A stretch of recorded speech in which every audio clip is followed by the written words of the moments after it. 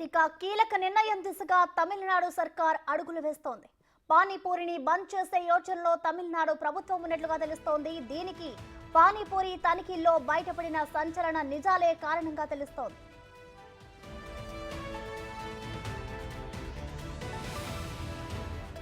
కర్ణాటకలోని 276 పానీపూరి షాపుల్లో తనిఖీలు నిర్వహించారు ఫుడ్ అధికారులు.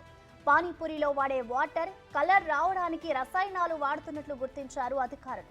ఈ తనిఖీల్లో శాంపిల్స్ సేకరించి పరీక్షలు నిర్వహించారు. ఇందులో 41 శాంపిల్స్ లో ప్రమాదకర రసాయనాలు ఉన్నట్లు గుర్తించారు అధికారులు.